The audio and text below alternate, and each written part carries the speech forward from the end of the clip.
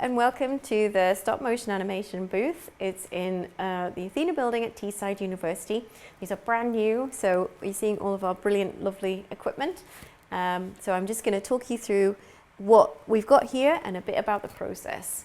Okay, behind you, what you might be able to see are some examples of props and puppets that are in the middle of being made by the current cohort of stop motion animation students. So I'm going to introduce you a bit to the equipment. So we've got these really good Macs, nice high spec, really big screens, you can see what you're doing. At the moment, this one is showing what we've got going on over here. So I have borrowed a set to show you a little bit of the process. So this is what the student has been making. So we've got a little kind of sofa. I'll move it in so you can see it. Move the camera so you can see it. As you can see, it's the computer that we're looking at rather than the camera. So this is a stills camera and we're using Dragon Frame software and it's capturing straight to the computer. So we get a really high-res JPEG from it. Okay, but the focusing we do manually on the lens. So you can see the settee there. So this is stuff that's being in the process of being made ready. It's not finished, so it's part of a production. I'm going to show you how the process works. So as you can see, I'm fiddling with the camera, but I'm looking at the computer screen. So now what I'm going to do is, I'm going to show you how it all works. So we have these control pads. These control pads are part of the Dragon Frame package, and it means that I don't have to be right next to the computer pressing the keyboard. I can be animating, so I can take this nice long bit of flex that I've got going on, and I can take a photograph. So if you hear a selection of clicking, that's the photo being taken. I'm pressing this circle button on here, and I don't have to go over to the computer to do that. I can be right over here.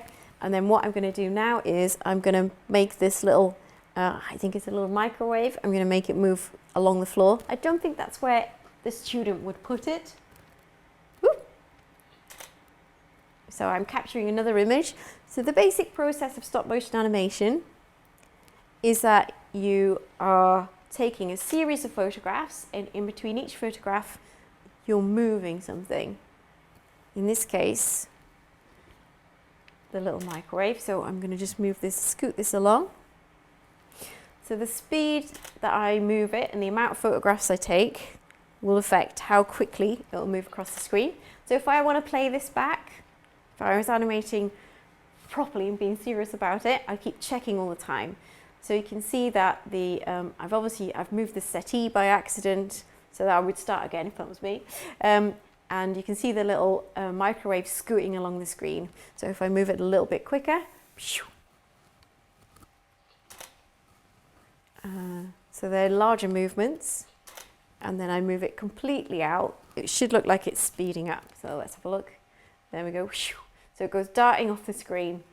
So that's the basics of stop motion animation. That's the easy part actually, because most of the time we're making a lot of these, manufacturing a lot of these props and items like that to make sure that our animations look incredibly beautiful.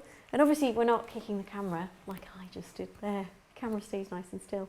So we have 6 of these booths. 3 on this side and 3 on the other side. They'll have the same standard of equipment in them.